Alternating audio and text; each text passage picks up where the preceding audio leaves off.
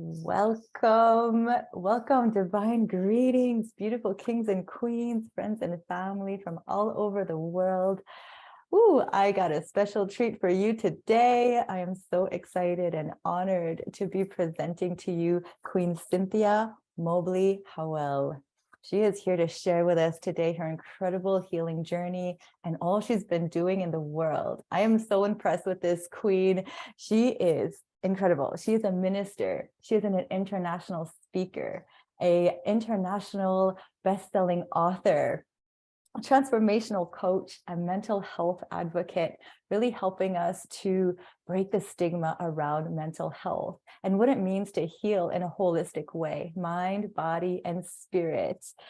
She is also a plant-based enthusiast. She has been passionate about this lifestyle since 2019. She shares the joys of plant-based living and how it's been helping her in her journey and everybody she's been helping. She's also the CEO and founder of How Well Are You in Florida. So she will tell us a little bit more about herself, how she came to helping other people in this way, and also the power of God in her life.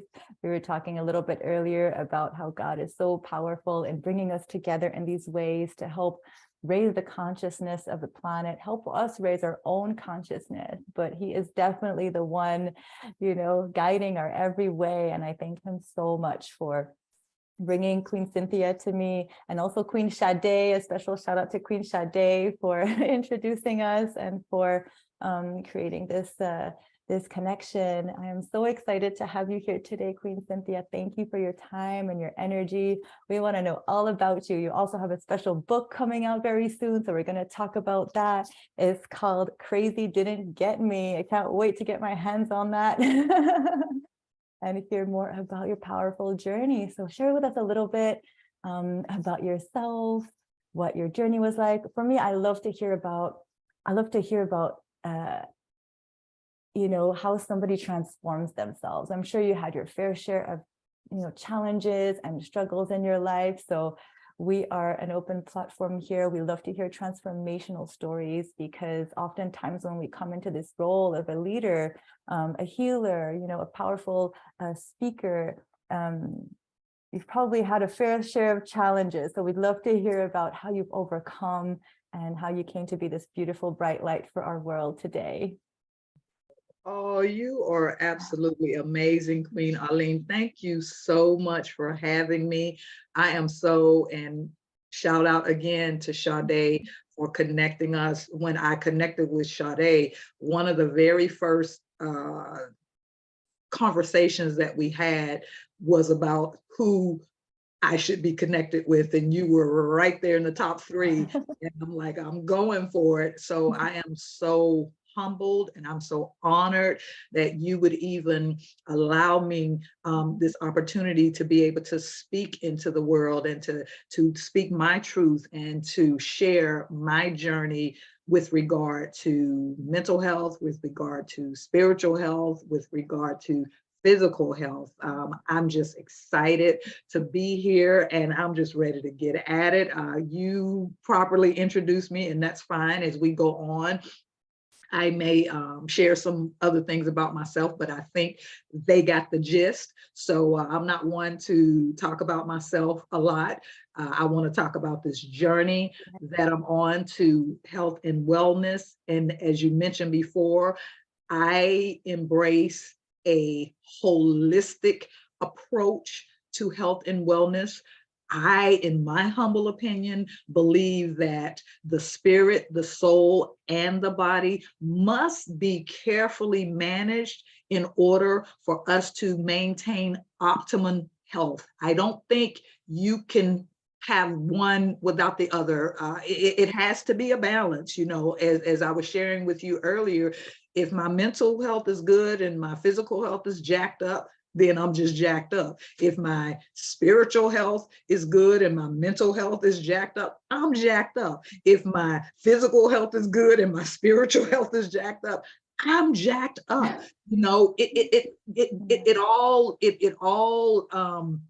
They all, if you will, play off of one another. And I know sometimes we try to compartmentalize these three things, but in my opinion, and as I say, in my opinion, because you meaning our listening audience, you certainly have the right to disagree with me, but in my opinion, the three are connected. The spirit, the soul, and the body are all connected, and they all have to be good if we're going to experience, again, optimal health and wellness. I agree.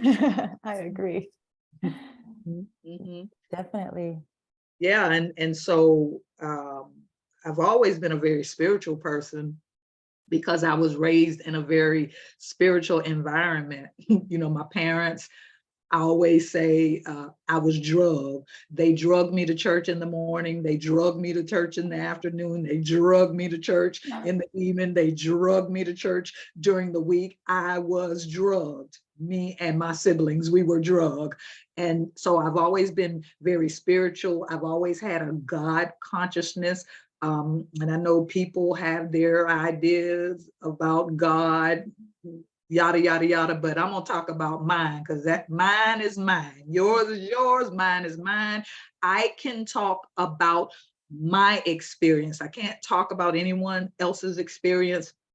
I can only talk about my experience. And so as it relates to the spiritual aspect, I was always taught, it was ingrained in me that God is my source, and I should always make sure and serve him. And there was a time in my life, I have to be honest, Aline, there was a time in my life where I did not practice what was instilled in me, because you know, when as a child, when you're growing up, you just do what you're told to do.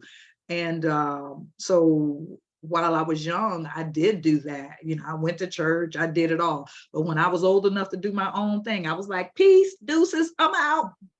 Oh, you know, this no more. But there's a scripture in the Bible that says, train up a child in the way that he should go, and when he's old, he won't depart from it. So yeah, I departed, but I didn't depart. I thought I was departing, but I would be in the bar, high as a kite, smoking weed, high as a kite, and sitting at the bar and start talking about Jesus. And my girlfriend would be like, please, now is not the time. We're not gonna talk about him right now. And I said that to say it was in me and I couldn't help it. So it would always spill out. So anyway, fast forward to one of the things that I really want to share is, because I know that you have the group Kings and Queens of Raw, and I'm excited about my plant food lifestyle that I have embraced. Next, in about 3 weeks, it's the top of the year, I will have embraced this lifestyle for 4 years. Wow. So Congratulations. thank you. I am like super excited. And let me just throw this out there real quick, you know, because people will be quick to say, ooh, you ain't know me? No.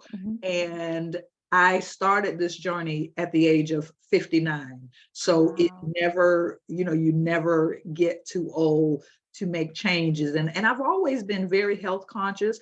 I was raised in a home where my parents were very health conscious. My parents were super healthy. And I realized the reason why they were, because being raised in an African-American culture, you know, most African-Americans eat, you know, pork chops and bacon and greens with a lot of quote unquote fat back in it. We didn't eat any of that. If I wanted a good slice of bacon, I had to go to my neighbor's house.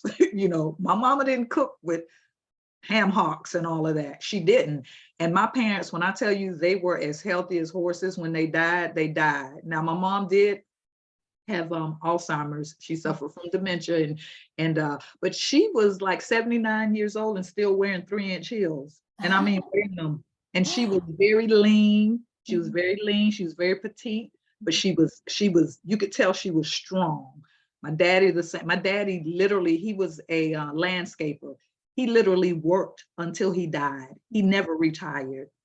And from what I understand, they didn't keep up with birthdays when he was born, but when he died, I understand that my daddy was actually in his 90s. He was in Wow. his 70s, which means he was in his 70s when I was born.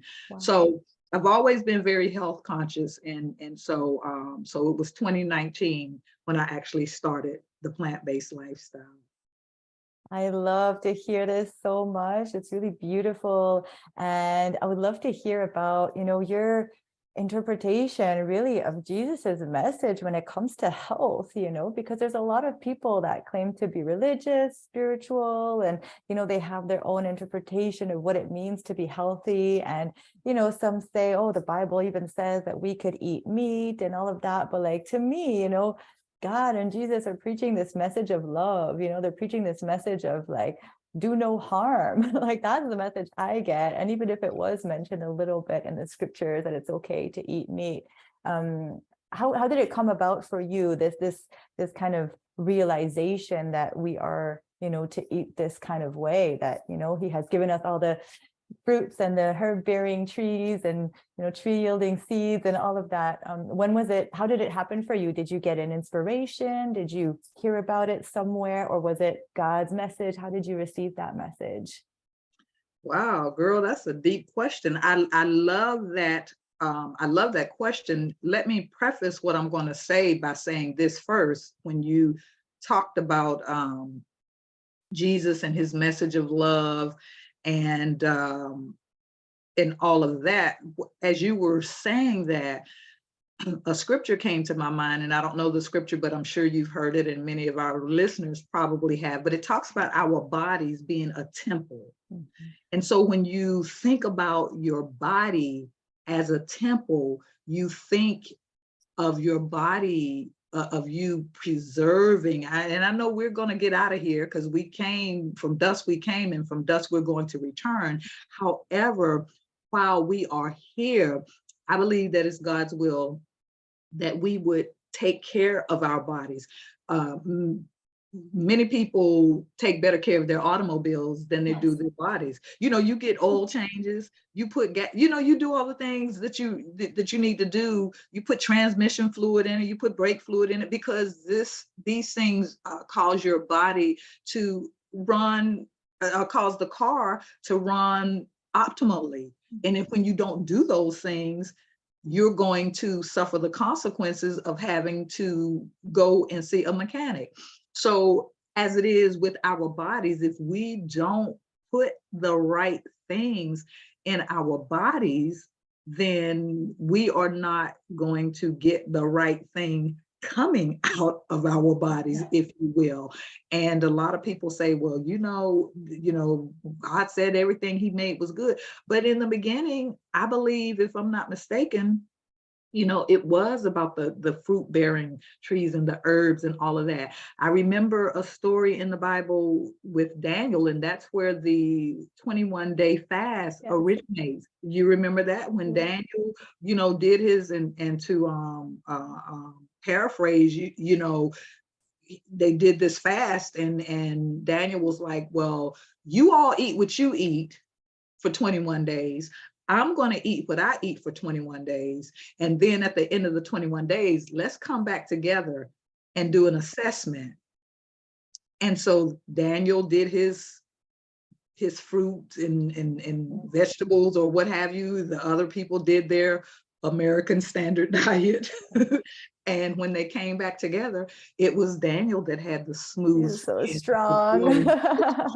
Exactly. And when they made a comparison, there was a significant difference in those who had who partook, if you will, or ingested or digested or ate the quote unquote standard American diet versus Daniel, who had eaten from the fruit the fruit bearing trees and had eaten from the earth, the vegetables and the herbs. So there was a significant difference. So that says a whole lot. So I believe that's very significant.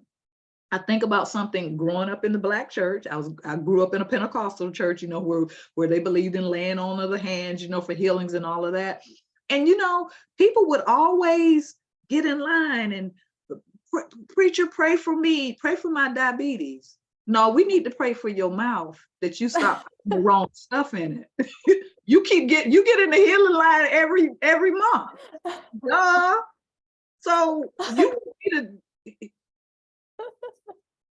I'm just saying, you know what I'm saying? It's not.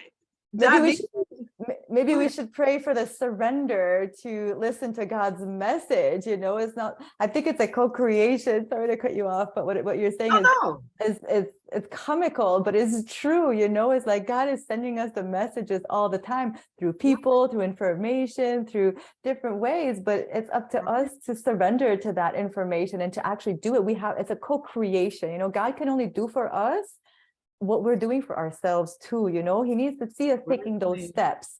To add to what you're saying, yes, it's the mouth. Thank you. Yeah, thank you so much for bringing that, shedding more light on that. Another situation when I was much younger, and being in church, and we used to go out in the street, witnessing, telling people about Jesus. And there was this one girl, and y'all don't come for me in the comments. There was this one girl that was huge. And so somebody said to her one day, well, if Jesus can save me, why can't he help you lose weight?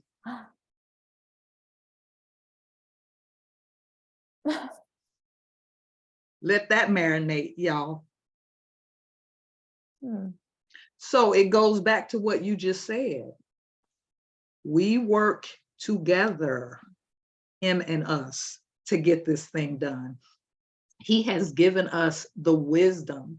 He has given us the knowledge. He has, and I say he's given it to us through our relationship with him or through others. There's so much information out here, and it's up to us to hear the information. People talk about knowledge being power. Not necessarily. It's not power if you don't apply it. Can I just say that? Absolutely. It ain't just power just because it's knowledge. Exactly. We got to practice it. We got to implement it. We got to do the work every day. And the blessings, they keep on coming. So that leads me to my next question, because I'm so curious to see if you have felt, what difference has that brought to you? What difference has the lifestyle change, has eating this way, eating God's way, really, like, let's just name it as it is. It's like, there's universal law, there's God's law. He has set certain, guidelines in place for us to obey, and when we do obey them, I have certainly felt so many blessings come my way, miracles every day. So I'd love to hear about what miracles have come your way, and in terms of your work, in terms of your relationships. And I'm sure it doesn't come without any difficulties too, right? Because there's certain attachments that sometimes kind of break away when we do embrace this lifestyle, but then it opens up so many new doors. So I'd love to hear about what miracles and what blessings you have seen in your life since after you've embraced this lifestyle. Absolutely. Great question. One is that of exceptional mental clarity and creativity. It's at another level. I mean, my creativity is through the roof. I'm doing things as far as being creative. And when I say creative, I mean with, for instance, we talked about, I have a new book that's being released in January. And my publisher did my original social media ad, the one I believe that you shared in the post. That was from my publisher. Anything else that anyone has seen, I have created that. And I was talking to my publisher. She was like, maybe we need to hire you. Yes. You did that? I'm like, yeah. Because I sit down to my computer and I start creating, and I just hear, do this, put that right there, grab that and put that there, do this, say that, say the other. And I'm telling you, it's absolutely phenomenal. Because I'm like, I have not been to, and I'm not saying, I mean, I know it doesn't take rocket science to drag and drop, but some people don't know how to drag and drop, and make it look like something. You might drag and drop, It's but a it's gift. It's definitely a gift. exactly. So let's call it what it is. Exactly. Let's call it what it is. Mhm. However, it has gone to another level. My mental clarity. One of the things that I really have to talk about is my temperament. I was that one that would go from 1 to 10 in 10 seconds. Like, like, I feel you. I you know feel what I'm you. saying? Now I'm so, as I'm talking to people, and I always use the example of talking to customer service representatives. I would become very annoyed when I would being working in customer service myself and understanding how whenever someone comes to you with an issue that you're listening, you're making notes, and then you are paraphrasing back to them what they said so that you can make sure you know that you get what they said so that you can resolve their issue. I sit here for 5 minutes and tell you what my issue is. And when you respond to me, you like coming from the left. And I'm like, did you just not hear a word that I said? And I remember there were times when I would snap. When I tell you snap with 2 syllables, snap, not snap, snap. Like, did you not hear what I said? I notice now. I know you can feel free to laugh because I just, girl, listen, I've been here 63 years and I don't care. It is What? I don't believe that. 63. Thank Oh you. my gosh. Wow, you do not look a day over 42. 40, not even. Love you, girl. I love you, girl. That means I was in a deficit when I had my son since he's 45. But anyway, Let's not do the math. the math ain't math. So yeah, so today I'll use an example. Today I had earlier today, and we talked about this earlier. I have well, you don't know, but I'm a mental health advocate, and the reason why I am is because I was raised in a household where I have 3 siblings. My only 3 siblings were affected by severe mental health issues. My oldest brother was bipolar and he committed suicide at around 31 or 32. I'm so sorry. Thank you. My middle brother is schizophrenic. He's been missing for 22 years. Oh no. My youngest brother is schizophrenic and he's been institutionalized for 35 years. And so I haven't spoken to him in a while because he doesn't want to talk. And I understand that. He's my brother. I've been knowing him all my life. But I've always kept in contact with the staff at the facility, and there's been a few changes, and everybody knows don't play when it comes to my brother. If I call you, call me back. And don't call, I understand his situation. You don't have to explain to me, well, he does this. I don't need to know. All I need to know is that my brother is okay. I know he doesn't want to talk to me because I know him. He's my brother. I know his MO. I know him better than you all know him because he was my brother longer than he's been in your institution, but almost as long. But so I had called to check on him and no one returned my call. But anyway, to make a long story short, I gave him some time. Matter of fact, I gave him almost 2 months to call me back. So this morning I got up, I'm like, okay, we gonna need to deal with this situation. And so when I called and the young lady started trying to explain the situation, I said, and then she started talking about, my brother, and he's good. He's mellow. I said, I don't need you to tell me what my brother's doing. I already know what he does. I said, what we need to address is that I called you and you didn't call me back. I said, let me explain something to you. that is my brother. I love him. I care about him. He is not a statistic. He is a human being.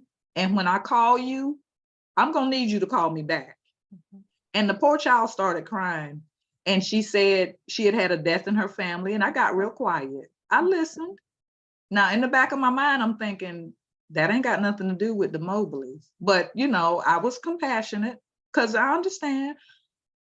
But sidebar, if you are working somewhere and there's an issue that you're addressing with someone, you don't need to use any type of excuse about why you haven't done what you're supposed to do. Yeah.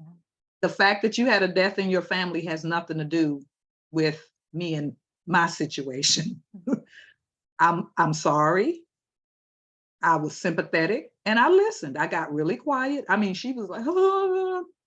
And when she finished, I told her, I said, I'm very, very sorry. What I didn't say, and this is what I'm getting to about my temperament. What I didn't say is I told her that I was very compassionate. I was authentic. I told her that I was very sorry about the death in her family. And I understand. But what I didn't say is what I would normally say. But thanks to the plant-based and the raw food for day 197, what I didn't say was, but I ain't got nothing to do with that. And that ain't got nothing to do with me, because it doesn't. I don't need to hear what happened with you. We're talking about me and mine. Now, you can call me selfish or what have you, but I'm just saying what I'm saying. So I said that to say there was a time. Now, she cried not because I wasn't being mean, but I was talking just like I'm talking to you, because that's how I talk. My voice projects, and I'm very matter-of-factly when I speak. I don't hem and I don't haw. I'm going to give it to you without a chaser. I'm not going to put no sugar on top of it. Love it. I ain't doing none of that. I ain't sprinkling no sugar on it. I'm going to give it to you raw. That's right. Raw authentic. Raw, I love that. I'm raw authentic. I'm going to coin that phrase. I'm going to give you the credit for it the first time. Yeah. So, then I had to speak to a customer service representative. You and I were actually communicating via inbox while I was on the phone with this person. You didn't know that. And, but dealing with something that I've been dealing with for almost a year that's supposed to have been resolved. I wanted to rip his butt a new frame. But number one, it's not his fault. And I told him that. I said, I understand. I said, what I do understand is that this is not your fault. But what I need you to do is make sure that this is resolved today. I'm not. And so he wanted me to call. Well, I need you to call. I said, no, I'm not calling anybody. I pay you. So I'm going to need you to call. So what I'm saying is, there was a time when I would have literally been screaming and cussing, the minister, screaming and cussing, and hang up the phone. But the whole time I'm speaking to him, I can hear my inner woman saying, just chill out, Cynthia. Don't snap out on him. It's going to be okay. And I believe all of that is directly related to my food lifestyle. I really do. Amen. It's all connected. I love the story that you're sharing. Thank you so much for painting that vivid picture. You're a very good storyteller too. I can see it all happening. Thank you. So I've been told. Yes, a very vivid storyteller. And what I'm hearing is your nervous system, from a physiological standpoint, when we fill ourselves with these living foods, sometimes, due to our childhood, due to so much trauma that we've been through, a lot of us have a very compromised nervous system. We don't know how to regulate our emotions. We don't know how to regulate, even on a physiological level. We're just constantly in fight, flight, freeze, these unconscious kind of reaction. And I've certainly experienced this too with the living foods, especially being on the raw foods. more recently, another shift has happened where like it was my nervous system. You know, I dealt with a lot of anxiety, a lot of depression, panic attacks, even like thoughts of like suicide. You know, when things would go wrong in my life, I literally wanted to, you know, take my life. So I have a lot of compassion for everything that you've been through with your family. And I'm so sorry to hear about your brothers. You've been through so much in your life, and it's incredible how God has gifted you this incredible mission to speak on this, you know, and to use your pain for power. You know, it's all about like you transforming that deep pain that you must have gone through and still go through with your family, and be like, whoa, I must not be alone in this world. And so you healing yourself, you know, on that level with the living foods, and, you know, learning to regulate your own emotions, your own nervous system, has opened up the door to you, like, whoa, you know, serving in these incredible ways for others who are, you know, going through it too. So many people are struggling with this, or have family members who are struggling with this, and a lot of the time we kind of sweep it under the rug, or we pretend like it's not happening, or we have this, like, you know, one child in the family that becomes like the scapegoat that we kind of like don't really talk about, or they're, you know, we just kind of, even, you know, some people, I saw them like cast them aside or pretend like there's no problem, you know, because they're ashamed. And but there's no shame in that. You know, we're here to this is like coming from like a long line of very deep trauma, you know, where when our ancestors and their grandparents, and like it just gets passed on. But then there's like one of us often in the family that's here to like break the cycle, break the whatever we want to call it, you know, the generational trauma, the cycles of pain and suffering, and to like bring light to it. So that's what I'm seeing you doing, is bringing light to it. And the first thing, I mean, I'm sure you were doing already this work before you were plant-based, but what I'm hearing is that the plant-based help you to get to that next level of creativity, and also like deeper connection to God, you know, to your creator, and be more in tune with what he needs from you. And I'm so amazed with you and your deep surrender to the calling. I know that must have been so difficult for you growing up in that household. And you must have felt very powerless at some point. Were there some moments in your life where you were just like you wanted to help, but like you didn't really know how to help? Or what was it like growing up for you? And what, you know, as like little Cynthia, I'm just thinking of like little child Cynthia going through that in your lifetime. What was going on for you? And or did you know that you were meant to do this from a young age? Ooh, that's I'm just sitting here listening to you, and I'm just taking it all in. It's um let me say this before I answer your question, because I have to say this. When you mention about a person in the household and how they will kind of be hidden away from everybody, and you know, so everybody won't know what's going on. Well, that was kind of hard in my household since it was three. Mhm. So I just had to mention that. There were three. So How did your parents handle that? What were they like? Were they in acceptance? Were they upset? Like what was going on in the household with you and them that could see what was going on, but you know, we're struggling with the same kind of issues? Were they very open about it, or did they struggle with it?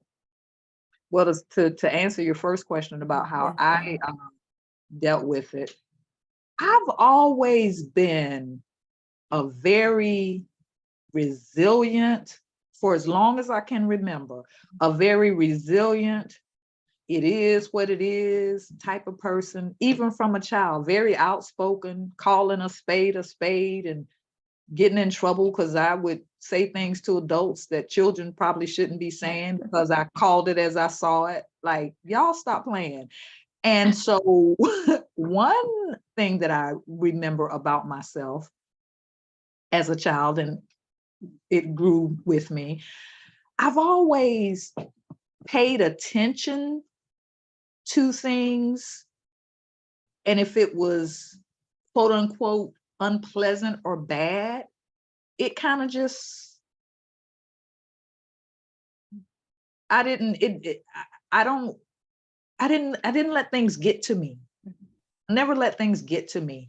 And of course, I was young and I knew that there was an issue, but my parents apparently didn't, or they were in denial. So, which, to answer your other question about how my parents dealt with it, remember I told you I was raised in a strict Christian environment. My parents were devout, Devout, devout.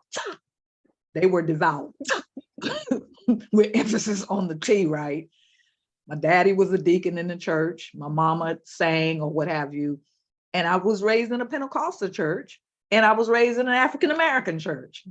And all of those ingredients were ingredients for when it comes to mental illness, you don't talk about it. First of all, Black people didn't talk about it. Second of all, church people didn't talk about it, because for you to talk about it, that meant somebody ain't praying hard enough. Oof. Somebody must not be in good graces with God. What did y'all do to deserve this? So then, to avoid that type of what's the word I want to use? To avoid that type of situation, for lack of a better word, people coming at you that way, you kept quiet. And that's why I'm not keeping quiet. That's my mantra. I'm not keeping quiet anymore. So, well, in all honesty, at first, I believe it probably was, they probably thought, oh, boys will be boys. They're just acting out or what have you. Know what I'm saying?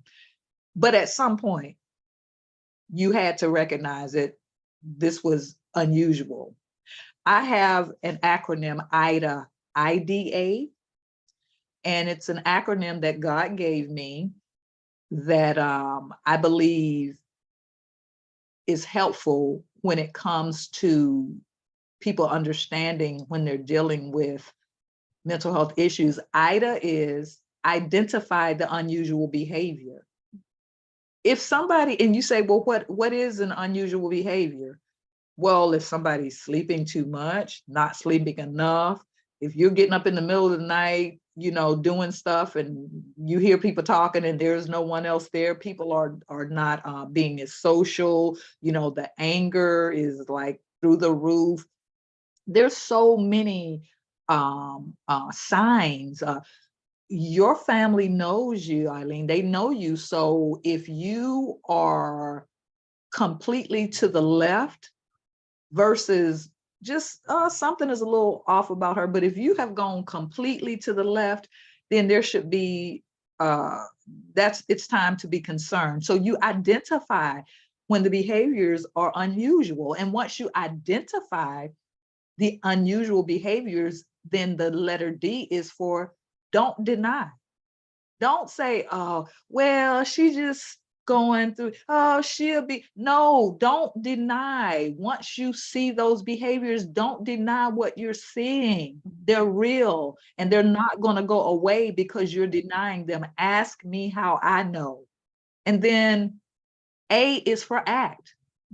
And you act quickly and you act promptly to get that person the professional help that they need, because they deserve to live an ordinary, productive, and fulfilling life, which my brothers did not. And they had so much talent. They had so many gifts and so much talent. So we need to, IDA is part of my passion for early intervention. I believe that people with mental health issues can live ordinary, productive, and fulfilling lives if it's diagnosed early. You may have to take medication. I'm not a big advocate of medication, but you have to see a therapist or do whatever you need to do. But I believe that it can be managed. It doesn't have to be that my life has to not be lived because I have a mental health issues. There are many issues. There are many people who are thriving with mental health issues. And I know a lot of times when we think about mental health issues, we think about schizophrenic, schizophrenia, depression, bipolar. Yes, those are some of the more, I would say, serious ones. But there are many mental health issues that are well, all of them are serious. Let me backtrack. Anxiety, there are many. ADHD or what have you, there are many. But I think when people think about mental health, they think about the title of my book, which a lot of people don't like, but I'm sorry, you don't have to like it because you didn't give that to me. God gave it to me. When you say crazy, people cringe, but they'll use it. Okay, one moment. Like, oops.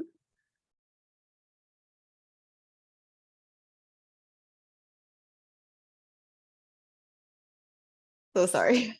Oh, that's okay. We use that term crazy all the time when we're talking, oh, that's so crazy. Oh, but if you use it in relation to mental health, it's like, no, it's a term that we use. We say it. No, we don't mean any harm. And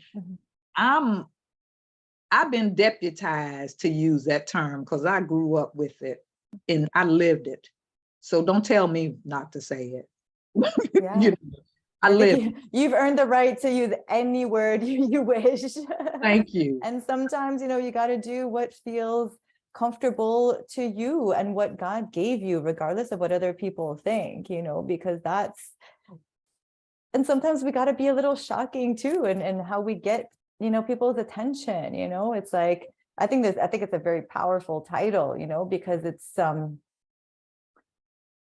a word, but that we're using so loosely too. It's like, especially, with women, sometimes when we're like so emotional, we get this like, oh my gosh, she's just crazy, like people love to say that about us because we're emotional, like label us crazy because we have very deep emotions, or we, go through waves throughout the month and things like that. But yeah, I think it's a great title.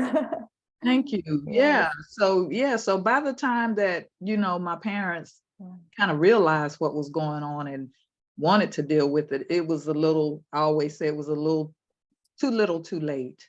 They were just they were beyond managing. So here we are. And so my mission is to not keep quiet. And it's a dirty job, but somebody's got to do it. And I think it's so important, and you're a voice for so many different communities where there is a lot of judgment around it, where there is a lot of stigma around it, and you are just breaking all those walls, and you are going to reach people that you don't even know you're reaching. It's like sometimes it's the quiet ones on the sidelines that, watch our posts or see us talking, that don't necessarily feel comfortable coming out. But, what you're doing is so powerful for all of us who have ever gone through mental health issues. And I don't know anybody who hasn't. When I started opening up about my eating disorder and depression and anxiety, like I was so shy to come out because I was like, oh my God, what are people going to think? My addictions and all of that. But like, the more I've done that, the more people have come to me and are like, oh, my son is going through it. I'm going through it. And they look to us for help and support and hope. More than anything else, there's just like hope that there is solutions, that we can live good lives, that we can heal ourselves.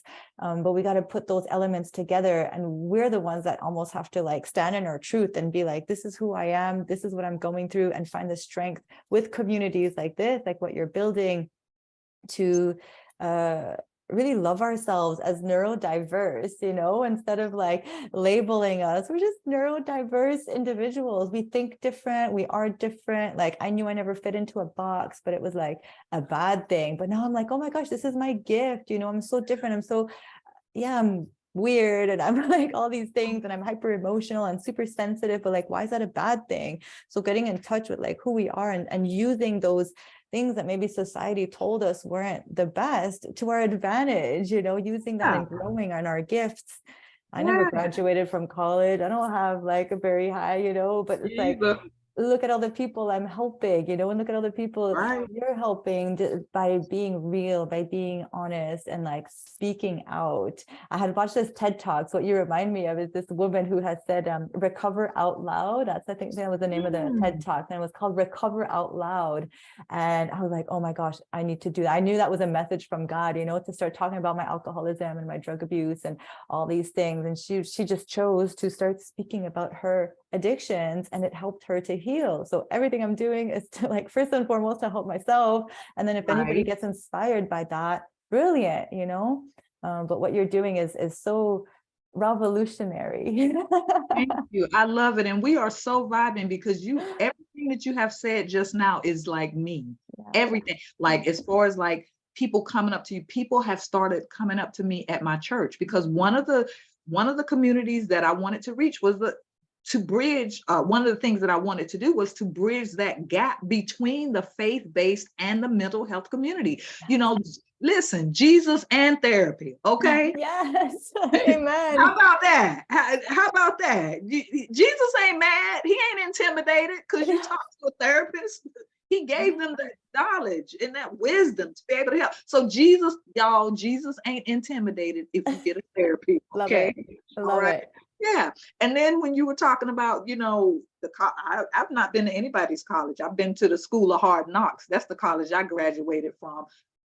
Sigma cum laude. I was at the top of that class, so yeah, so, and like you said, there's you don't know what your voice and what your transparency will do for that person. They may not never ever say anything. They may not ever say anything, but they are listening and they are making a mental note of what you're saying. And they know because of your transparency that if they do ever need somebody to talk to, if they need to reach out, I feel like they would be very comfortable in reaching out. And I always say, this is kind of a sidebar, my book is Crazy Didn't Get Me. Of course, I survived, but I said, it depends on the day of the week you catch me.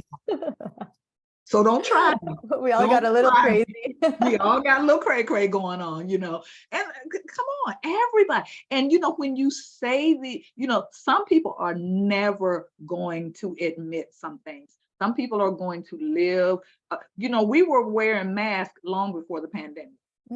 Ooh. We were, people talk about these holier than thou people talk about, I don't celebrate Halloween. Yes, you do, because you wear masks every day. Yay.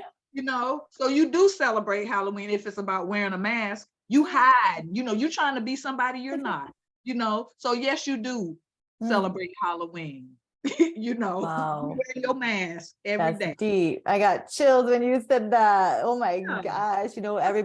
That's it. Everybody's walking around with different levels of issues. It's just a matter of who's coming out and being real about it. That's And right. who's That's coming out right. and just posting their, happy pictures. Like, I'm going through a separation right now, and I'm like, should I share it? Should I not? And I knew it was going to upset him to come public, but I'm like, I have chosen to come out and be very transparent with my friends and family, even on social media. Like, I'm not just going to pretend like nothing's going on. And, it's just like, if I relapse, my friends and family know. If I'm back in rehab, I share it. I don't post every detail, but I'm like, I'm going through it.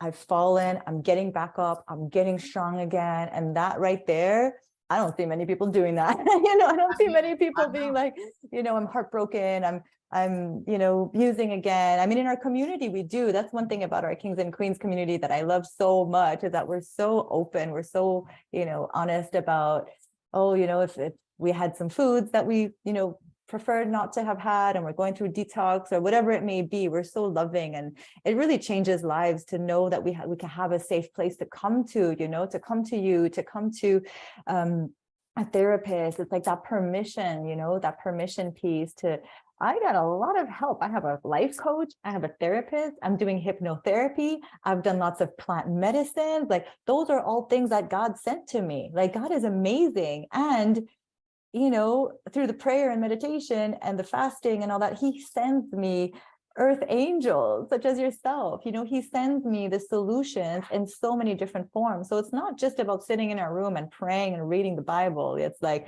what are you going to do to embrace all the gifts and all the beautiful healing modalities? Like sound healing is super beneficial. Like, you know, different exercise practices can help you too. You know, there's so many different things that we need to be open to in order to heal holistically. And what you're saying about mind, body, spirit, that's it. You know, it's very powerful. Friendships, you know, having connections with other people, getting on the phone with somebody, like all those things. That's God working miracles through people. But people, it's almost like, I don't know if you know that story. It's like there's a boat. I'm probably going to mess it up. I'm terrible at telling stories, but you know, they're out there and they're like, you know, they're in the ocean and oh my God, see, I'm already like messing it up. But anyway, I know the story. He's drowning and he like wants Yeah. God to, and he's just like, no, you tell it. I know what so let me tell it in a nutshell. So, you know, and let me tell my own version of it. You know, this person is in distress. I'm gonna give you a real short version. This person is in distress and God sends them several different means of ways or means of being rescued. Just let's say a plane, a boat, Yes. a car, or whatever. And they say, oh, I'm waiting on God. Yeah, exactly. Then they get to heaven and it's like, why didn't you rescue me? Well, I sent you a plane, I sent you a boat, I sent you a car, duh. You know, so I hope they got the gist of it. That was my condensed version of that story. In other words, like you said, you know, you're saying, oh, this is going on with me. Oh, I feel this way. And somebody says to you, well, you know what? Why don't you try this? Especially if it's something that is tried and true. Like, why don't you? I'm not saying that everything works for everybody, but I'm saying that there are some things that do work for everybody. Yeah. Now, did I just contradict myself? Y'all know what I meant. So when it comes to the plant food lifestyle, I'm telling you, as God is my witness, and he's giving me wisdom on when I should speak and when I should not speak. As soon as someone says, oh, this is what's going on with me, da da da da da, my mind automatically says, what is your diet?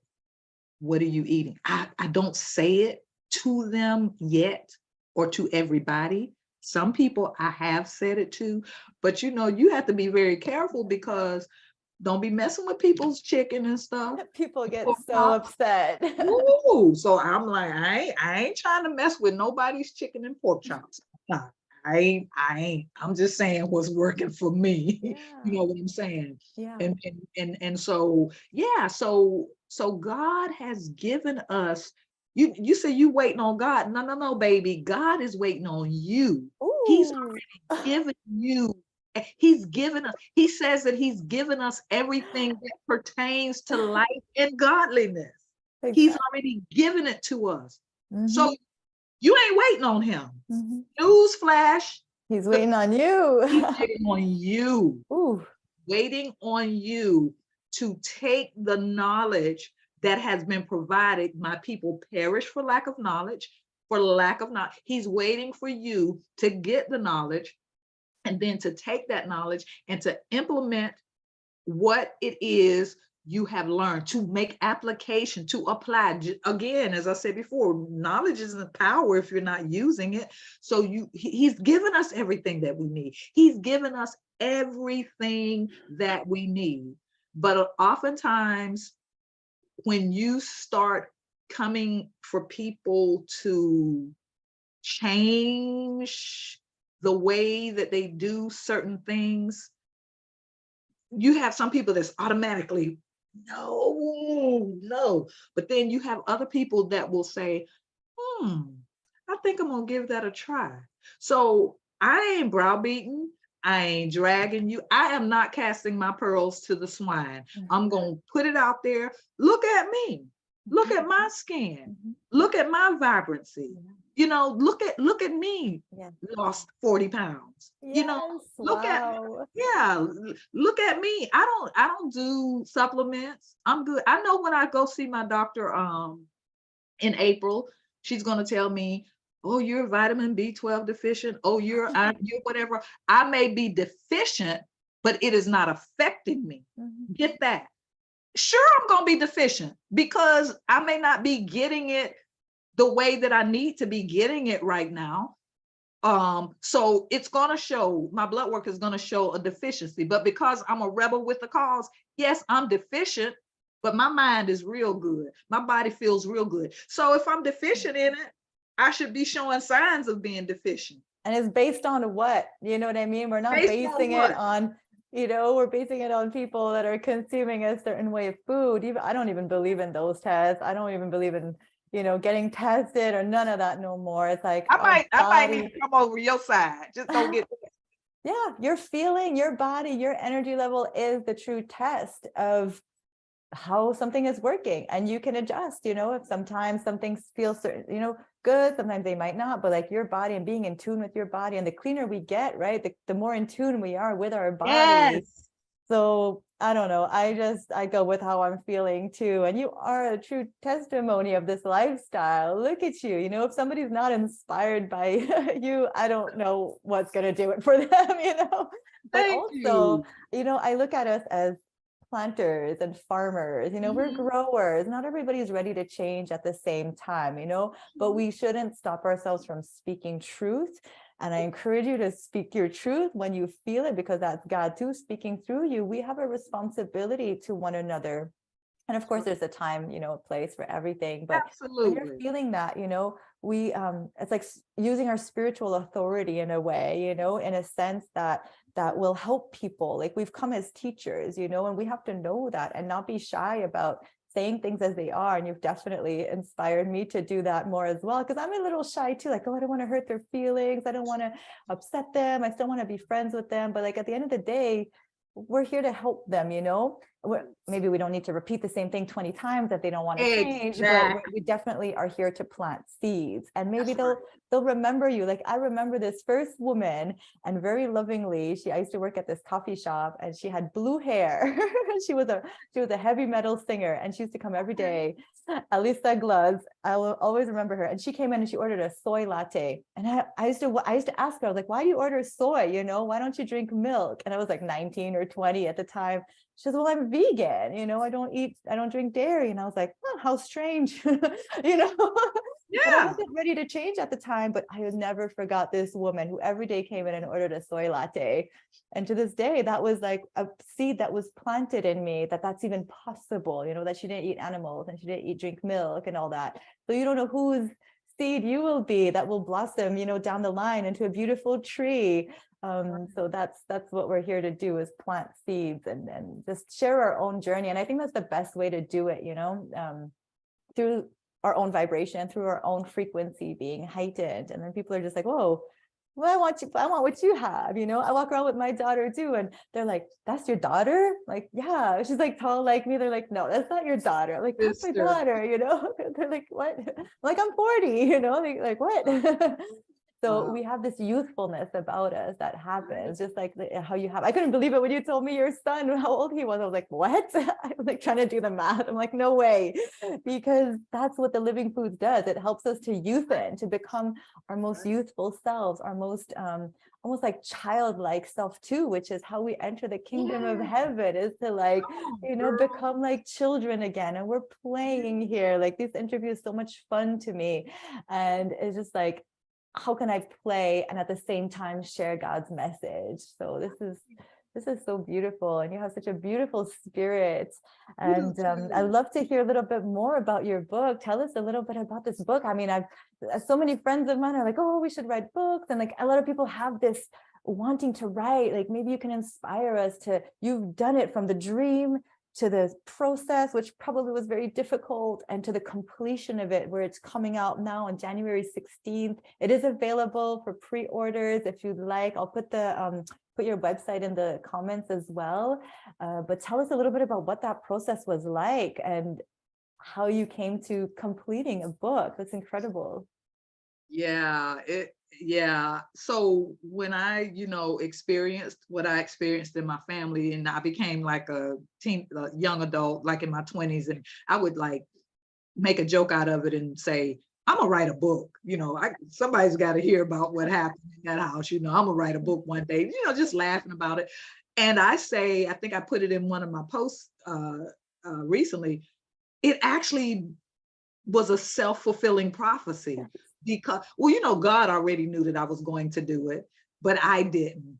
In my mind, I was just being funny, right? Making a joke out of the whole Yes. situation.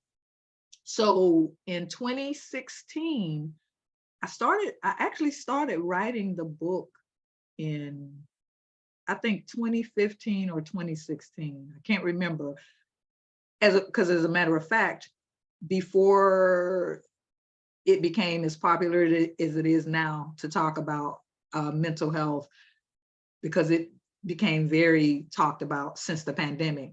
But I can show you a Facebook Live that I did in 2016 where I decided to announce to the world that I was writing this book, Crazy Didn't Get Me. And I actually titled the Facebook Live, Shh, Don't Tell Nobody. Well, people were coming like, ooh, where's she go? Ooh, what is she about to tell? And so in 2016, I did this Facebook Live announcing to the world that I was writing this book. And I shared my story, some of my story about being raised in the house, with my 3 severely mentally ill siblings. And some of I was living in another city at the time. I'm from Florida, but I was living in Pittsburgh, Pennsylvania at the time. And so a lot of my, peeps from Florida were on the live and they were like, oh my God, I didn't know. Some people knew, like our immediate neighbors knew, but they still really didn't know. Nobody didn't really know what was going on behind those 4 walls but us. But people were like, oh my goodness, oh my God. So I started doing Facebook Lives every Sunday evening at 8 o'clock until I didn't feel like doing it anymore, talking about mental health. And people were like coming on and saying, and people were DMing me saying, thank you so much for talking about this. Thank you so much for being transparent. This is going on in my family and this is going on with me. So, but I didn't keep it up because life started lifing. And so that fizzled out. Well, fast forward. So now it's like we still in between 2016 and 2017. And I made a transition from Pennsylvania to Florida. And when I got to Florida, I said, it's time to finish the book. And I'm skipping a whole lot, but I'm like, it's time to finish the book. The manuscript was actually completed in February 2017. Wow.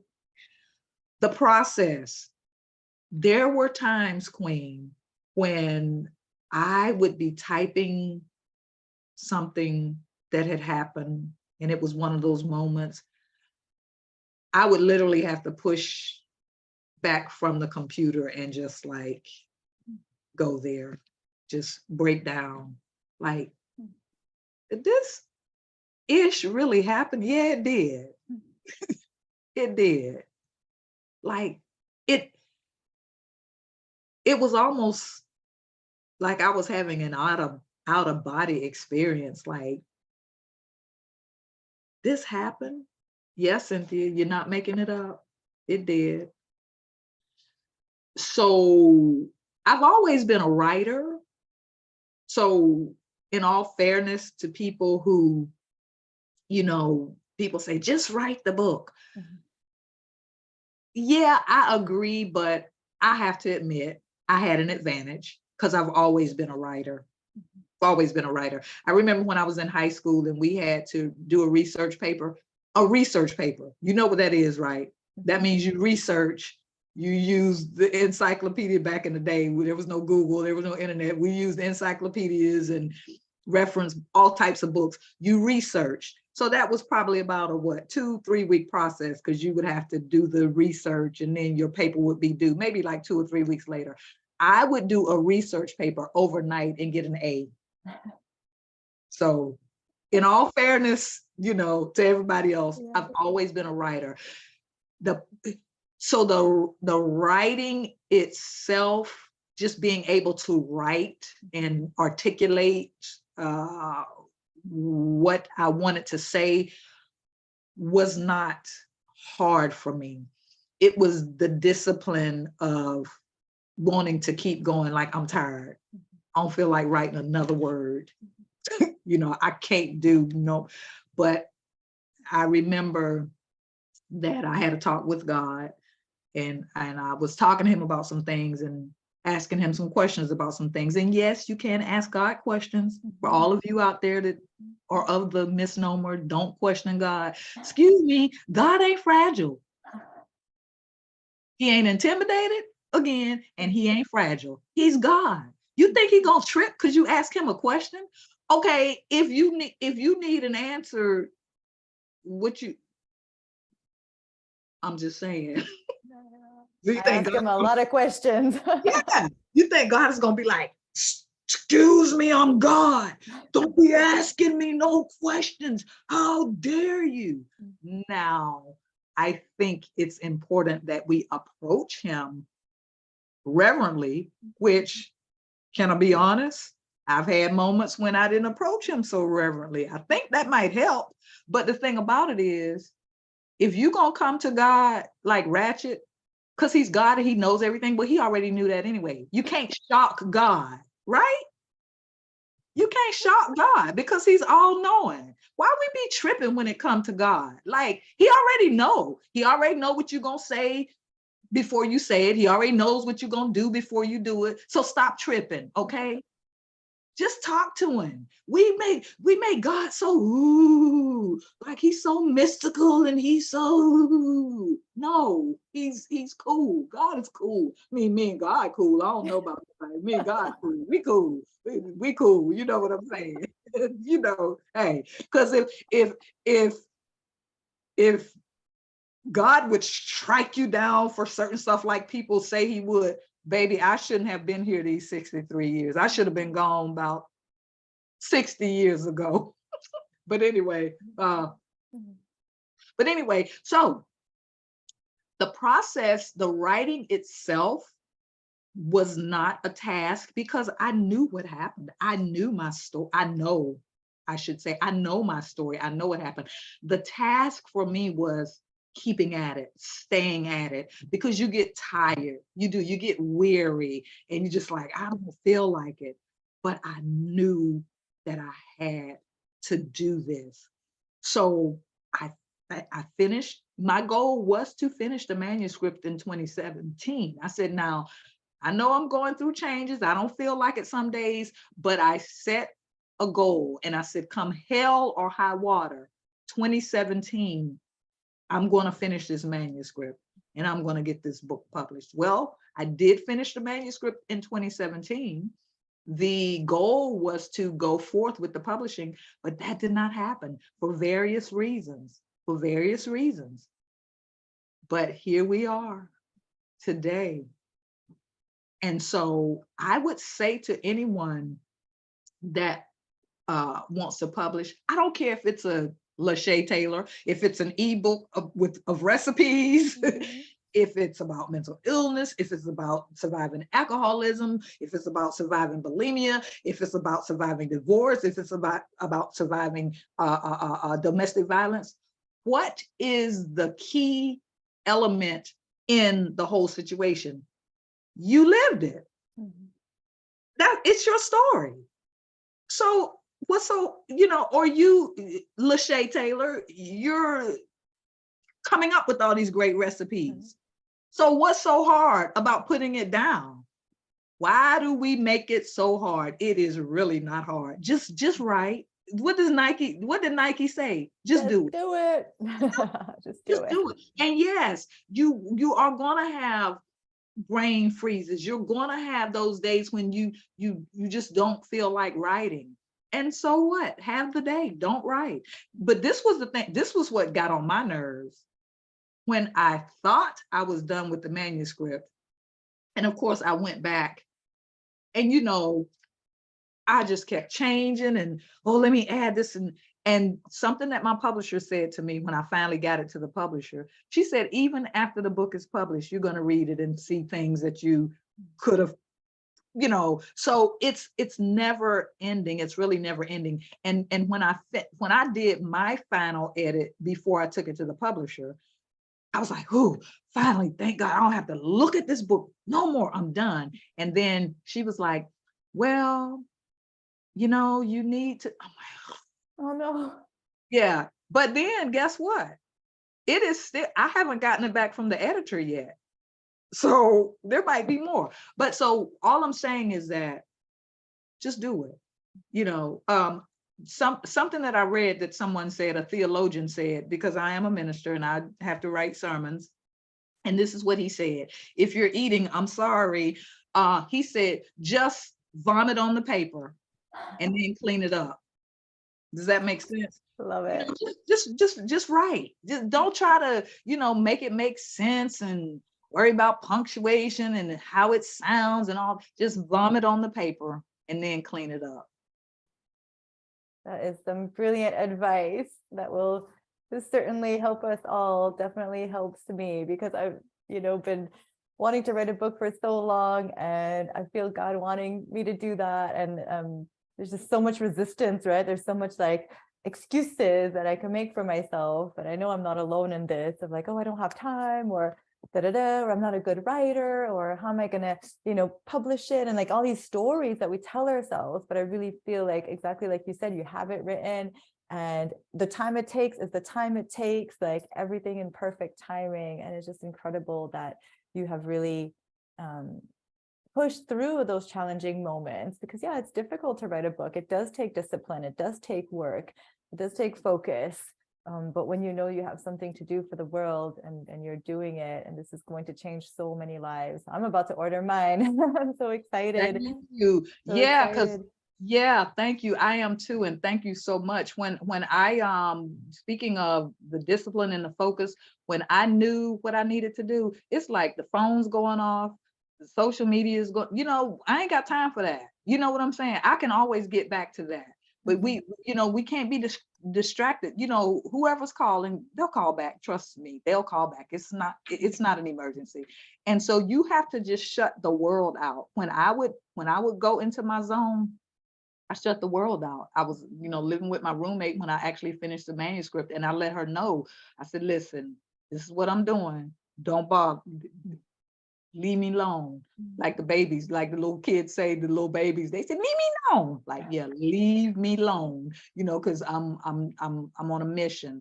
And so yeah, just do it. I was someone had commented on one of my posts on Facebook, and she said, I've been writing my book for 20 years. She said, I got 6 pages. You should at least you should have 20 pages. That's like 1 page at least a year. One a year. No judgment, no judgment. I understand. But people, they just make it so difficult.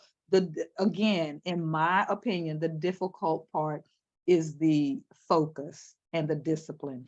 And in the world in which we live, all of us at times suffer with a little ADD or ADHD or whatever you call it, but you have to discipline yourself, because as you said, when God gives us a mission, we have to, as my god brother always says to me, stay focused on the mission. We so worried about who posted something on Facebook and who posted something on IG and who posting something on YouTube, and whoever's posting whatever they're posting, they're doing what they're doing. So what you doing? You chasing them down to see what they're doing, but you're neglecting to do what you're supposed to be doing. I just said a whole word right there, y'all. While you on YouTube, Instagram, Facebook, Twitter, TikTok, binging, and not doing what you're supposed to be doing, they did what they were supposed to do because you're watching it. Well, do what you're supposed to do so they can be watching you. Hey. Even if it's 1 hour a day, even if it's 20 minutes a day, just to focus in that time zone, I think it'd be really beneficial. But I was going to say, this social media has many of us under a bit of a spell, right? A bit of an addiction. You And I have think to, it's done by exactly. design. I think it's done by design to It keep us kind of is. away from our purpose and comparing ourselves with others and think like, oh, they're doing so much better than me and da da da. And like there we are, just like scrolling all day long, feeling bad about ourselves. I feel like, oh, I should be doing more. I should be doing more, but let me just like scroll a bit more. It's true. We all do it. But I have times when I fast social media. Yeah. And I don't announce it either because I don't have to. Because as Tabitha Brown said, that's my business. So I don't announce it. I don't make no big announcement about, well, I'm not gonna be on. Listen, I'm out. Peace. And when I come back, I don't say I've been gone and I'm back. I just resume because it's just like the soap operas. I haven't watched soap operas in probably 30 years. And then one day I looked at it, I'm like, are they still at the same place? They're still doing the same thing. It's the same thing with social media. Yes, exactly. You're off it for 10 days and I was off it for I fasted it for like a month. And I came back and as soon as the first thing popped up was somebody, I'm like, she's still talking about the same thing. I mean, and when I say that, it was not like something positive. It was something like negative. Like she's still talking about 30 days later, she's still in the same spot. So yeah, and you said something. It's designed.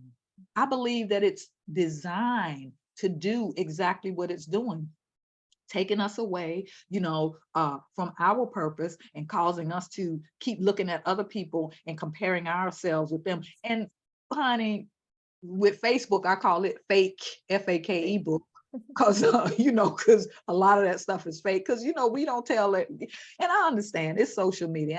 I ain't mad at it because it has, we could use it intentionally. We could use it positively, like what you're doing. I think it's a great tool for marketing. We would have never met if it wasn't for that. So I do give thanks to it, but it's our own level of discipline and our own level of self-awareness that will determine how we use it, either in a very addictive manner or in a way that's beneficial to others, and to help spread the message, help spread the lifestyle and things like that. But definitely, I think there's a lot of, I've just been unfollowing anybody who's like not inspiring me or not, bringing value to my life, like isn't colorful with fruits and things like that. Like I just kind of unfollow. So, even though I have a lot of friends on Facebook, I try at least for my feed to be, positive and kind of intentional as well. So I think we could, learn to use it as a tool and not let it use us, and not let it take over. You're absolutely right. You're absolutely right. And I have to say this, and I don't want to forget to say this. This is to all of my, what do they call your generation? Are you're Gen what, or what are you? I don't think I'm there yet. I think I'm like I'm like the indigo. I'm the 80s babies. I think it was like after that, they're like 2000s, the Gen X and Gen Ys and well, let me just put it this way. Let me say this. I love, and I'm gonna say it just like I said, I love my young folks, which includes Queen. I love because you all give me life. You give me energy. I love what you all are doing in the earth. And I know a lot of young folks get a bad rap. Your pants hanging down ain't bothering me. If you want them to hang down, if you want to sag them, let them sag. They ain't bothering me because I did my own share of stuff. I think we just need to leave people alone, let them be. And if they're not hurting anybody, you know what I'm saying? If they're not harming themselves. And I learned so much from you guys. Y'all my crew. Y'all my peeps. Y'all are my crew. You hear me? And I love, love, especially what I'm seeing with regard to health and wellness. So many groups, shout out to King Bobby, King Marcus, I love what you all are doing. Of course, I like I said, and I guess Lachey was like, but she get off of me. I just love, the great recipes that she posts. I love what you're doing with the kings and queens of Raw. I love what you all doing because you all are ushering in another era where her health and wellness is concerned. You young people are saying we are going to take control of our health and wellness. I'm impressed. I'm impressed. I am so impressed. So these are the types of things that we need to be focusing on instead of being concerned about, like I said, how many nose rings you got and how many your pants sagging and, your Daisy Dukes. And I mean, it's some crazy stuff going on out here too. Some young folks are doing some dumb stuff, but some old folks doing some dumb stuff too. Yeah. How about that? So, but I love what you all are doing. I love how you are changing. We have a saying, or they have a saying in church, the youth are the church of tomorrow. No, no, no, no, no. It is the church of today.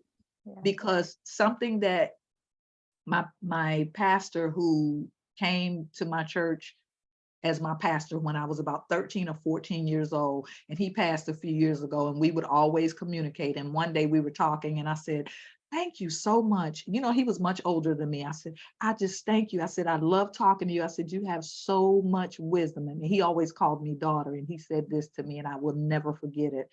Very impactful. He said, daughter, he said, the pendulum swings both ways. So yes, I know I have a certain amount of wisdom. I should know something, I mean, I've been here, as long as I have, I should know something, but I love talking to my young folks because you guys know a lot and I like to pick y'all's brain.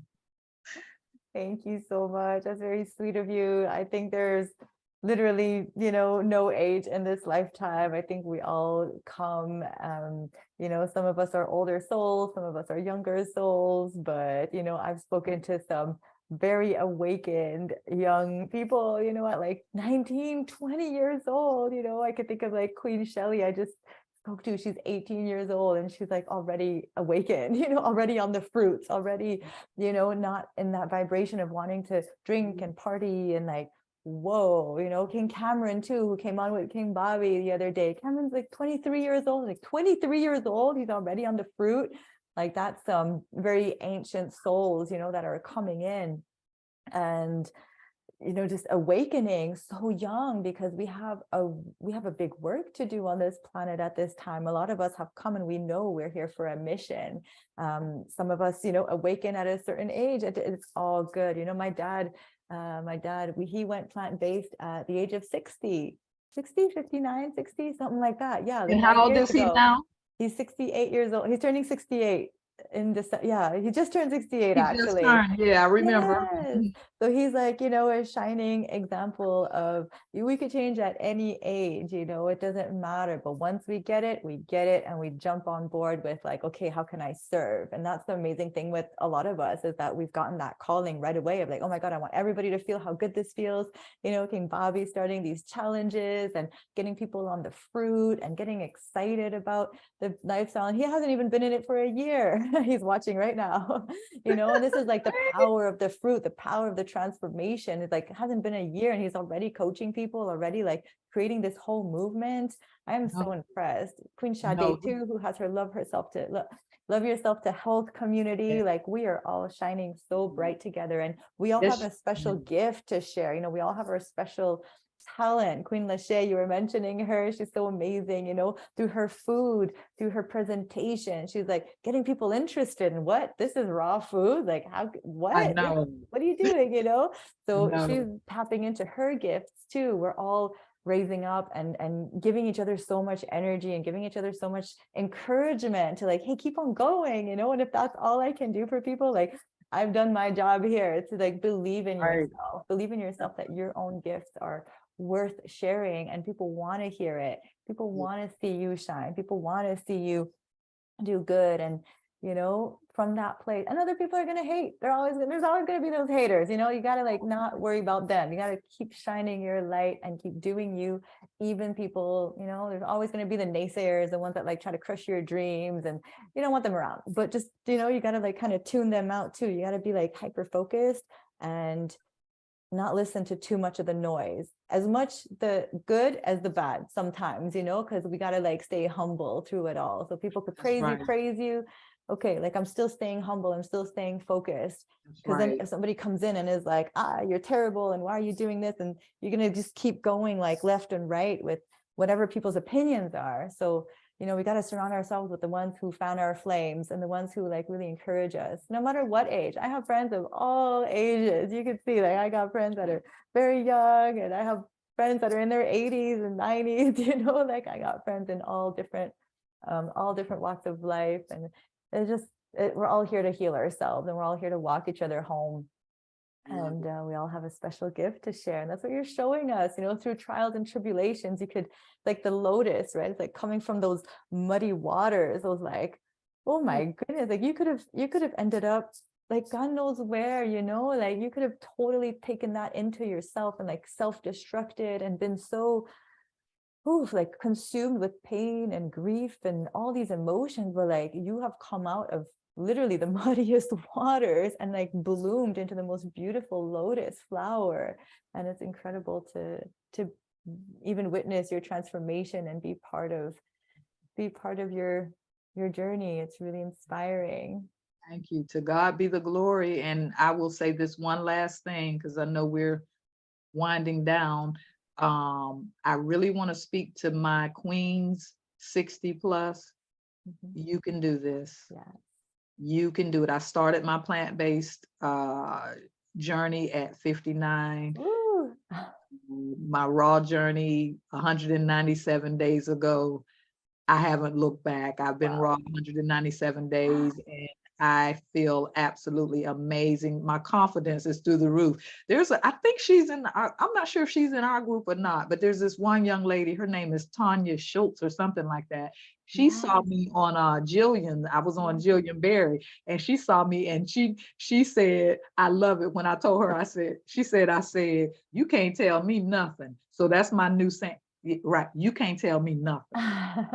Can't tell me nothing. I know I got it going on. I got it going on up here. I got it going on. I got it. You can't tell me nothing, and I'm not saying that in an arrogant way. I'm not conceited. I'm just convinced. It is what it is. This life, this journey that I'm on, this spirit, soul, and body journey that I'm on has taken my life to a whole nother plane. And I want you, if you're a woman out there that's 60 and over, or 50 plus, or what have you, I'm saying 60 plus because I'm 60 plus, and you're watching this and you're having issues with your health, with your physical health, with your mental health, with your spiritual health, I'm here to tell you that if you would embrace more plants, I'm not telling you just wake up one day and you just all plant-based. I already know that. I already know. Now, I'm the type of person, when I decide to do something, I do it. I'm like, oh, that's what I need to do. I'm on it. That's just me. Everybody's not like me. When I make up my mind to do something, I do it. I don't look back. It's over. It's a wrap. But I'm telling you that if you would start, even if you only just start, I'm not even telling you to do a meal. I'm just telling you to start introducing more plants into your life. I promise you, you will begin to see a difference. I believe wholeheartedly, and I'm going to say this is my story and I'm sticking to it. I'm talking to my people now. When I say my people, I'm talking to all you African Americans that like to say stuff run in your family. May I suggest that bad habits run in your family? That's all. And I'm going to say that every time you see me, I'm going to say that. I'm going to leave that at that. But stop using the excuse that this stuff runs in your family. That's an excuse. Stop using that excuse. Get healthy. Get well. We have a whole generation that's coming, and we want them to be healthy. We want them to be well. I've never been so passionate about this. And my goal is, again, and I said this in the beginning, because I am a mental health advocate, I believe that, and you talked about it, Queen, about the nervous system and how foods affect so many things. I can't wait to get the revelation of how I want to integrate I'm already doing it, but I'm not doing it on the level that I want to do it on, to bring what I do as far as mental wellness and physical wellness together, because I know that it needs to collide. And so what I've actually done, Queen, is I have a beta program that's starting January the 4th. January the 4th is called Forget Counting Calories, How to Lose 10 Pounds in 30 Days. I mean, Wow. and so I already have some clients that are going to be beta clients. I'm only going to take 10 people, and it's going to be group sessions for Amazing. about an hour and a half for I forgot how many weeks it is. I think it's 3 sessions. Mhm. But so yeah, so let's Amazing. get it done. Yeah, let's get this thing Amazing. done. You are creating this beautiful bridge between the two worlds, and they're all going to come together thanks to you, thanks to your own experience. And Mhm. amen. We definitely use that as an excuse. I see Queen Sade, she says we got epigenetics on our side. That's right. We have the power to change our I like that. family diseases and sicknesses. My Yeah. grandmother, God rest her soul, she was very, very obese. She died of diabetes. And I see a lot Wow. of people in my family going down that same path, but it's like, look at what you're eating, you know what I mean? And Right. look at all the issues that are coming up from that. And I am like, I am not going down that road. I will do whatever it takes to not go down that road. And, you know, we see it. The proof is in the pudding, you know what I mean? Yeah. And then they'll say things like, to this day, they say to my dad, oh, but you've always been smaller. You've always been slimmer. No, he was starting to have a gut. He was starting to have, and me too. I was heading down. I was almost, like 180 pounds at some point for 5'3". I was getting heavy, if I didn't make those changes. As much as I've been, underweight, I've been also overweight, and I know what it feels like to be in the two spectrums. And it's like, can I just find a middle ground? Mhm. And this is the best way to find the middle ground. And like you said, the more we start incorporating these foods, the more we eat fruit, the more we just love on ourselves, the more we'll start to crave those things. It's just going to become more natural as part of our lifestyle. We don't want to force anything, but just start, like you said, just start putting in more greens, putting in more life in you, and you're going to start feeling so much better. And we're here for support. Thank you so much for all your divine time and energy. This has been really powerful. I feel like I've learned so much, and I feel like so fired up to go and like write my book. You have really, wow, you've unlocked something in me, and I'm sure in a lot of us that are watching today, because you have this very strong minded, and you're so perseverant. I love it. I'm not what did you say? I'm not conceited, I'm convinced. Conceited, I'm just convinced. That's all. So don't get it twisted. I'm just That's saying what I'm right. saying. That's right. And a lot of us sometimes we play kind of small, right? Oh no, I don't want to show myself Yeah. like this. And no, we're presenting ourselves like we're showing what this lifestyle can do for Right. us. So like, yeah, I feel pretty good, I feel pretty good. And I want to show that you can feel really good and you can look really good at any age. Age is not an excuse. Family is not an excuse. We have the power, and taking responsibility for that is what God wants us to do. And that is the greatest gift we can give to him, is to show ourselves that level of respect, and like treating our sacred temple as him. It's he dwells here too. We are him. He is living Yeah, within us. So exactly. mhm. Girl, you deep. You just, I'm telling you, I'm like, Lord have mercy. I've got to come on here with this queen and try to keep up with her. Like, I don't know about all of that. But yeah, you are certainly a gift from God, and you're so profound, and I just love to, I could listen to you speak all day long, Oh. because you speak so much truth, and you have so much depth um to what you speak. And I'm so glad of what you're doing, and this platform that you've provided for to be able to sit down and to conversate with people from all backgrounds, genders, races. I love what you're doing. I love your journey. I love how you're walking it out. I love your transparency. I just love everything about you, Queen. Oh. Yeah, I you're the love you stuff. You're the too. stuff. Yeah, I love you too. My goodness. I'm like, what? Me? Is she talking about me? Oh yeah, yeah. But Because thank you you know so much. what? You many of us who have experienced so much pain, we get it. Mm. We get it and we understand. And so I just want to encourage you and see, once you tell me about a book that's in you, I ain't gonna stalk you, but I'm gonna stalk you. So ask Queen Lachey, ask Queen Sade. You know, I'm like, come on, y'all. You know, y'all, you 40 now or whatever, but before you know it, you're gonna be 50, and the book is still gonna be not written. Mhm. Just Gotta do do it, it. because somebody, you are the answer to somebody's problem. Mm. You're the answer. They're waiting for you. They're not Ooh. waiting for me. They're waiting for you. I'm writing this And down. yeah, and the great Miles Monroe said it like this. And I'm sure you've heard it and may have heard it in a different version, but the grave is the wealthiest place. The grave is the wealthiest place because there's so many gifts and talents that's buried there. So don't allow your gifts and your talents to be buried. But more importantly, somebody is waiting for you, Queen, and for my listening audience. For you, somebody's waiting for you. You're the answer to somebody's problem. Wow. Do you want to carry that weight on your shoulder of keeping quiet when somebody needed you?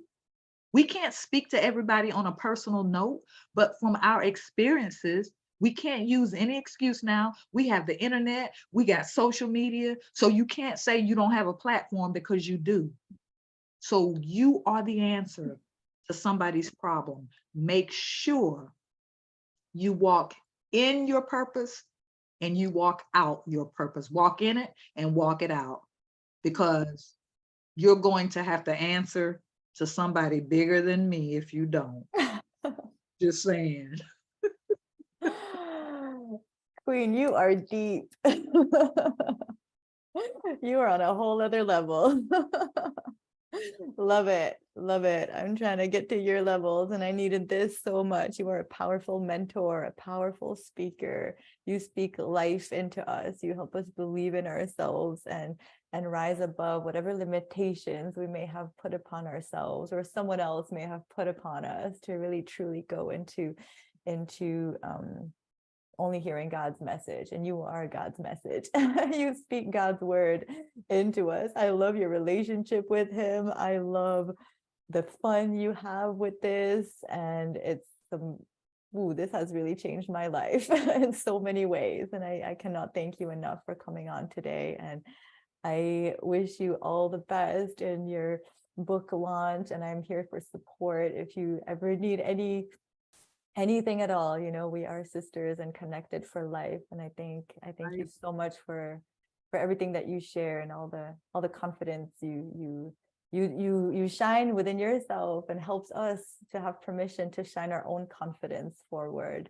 No more playing small. That's my motto for this year. It's like, no more playing small. Stop playing small, Aline, because I've definitely hidden myself a lot. And now it's like I'm coming out of the shadows and it feels so uncomfortable, but I'm like, I just gotta burst out. And it is uncomfortable. It's very uncomfortable, but you got to do it. You got to do it. There's a whole big world that's waiting on you. I can't stress that enough. God didn't give us these lights to hide them under a bushel, if you will. In other words, he didn't put the light in you for you to hide it. He put the light in you for you to let it shine. Does that make sense? Yeah. Why would you have a light and hide it? If you're lighting the way to something, how is someone going to know the way if you're hiding the light? Duh. So and this is all I'm going to say, let your light shine. That is what scripture said. It didn't say make it shine. So that means that it shouldn't be an effort, because if it was a big deal and if it was an effort and if you couldn't do it, scripture would have said, make your light shine, force it to shine. But he said, let your light shine. So Queen, let your light shine. Wow. You are powerful. You are incredibly powerful. Wow. Thank you so much for that permission. And even, us doing this is me starting to do that, because we're on a big mission, and together we are stronger. I always say that, together we are stronger. We help empower each other. We help strengthen each other. And you have definitely given me so much strength today. And everybody who watched us, I know you have spoken life into all of us to step more into our power and let our light shine.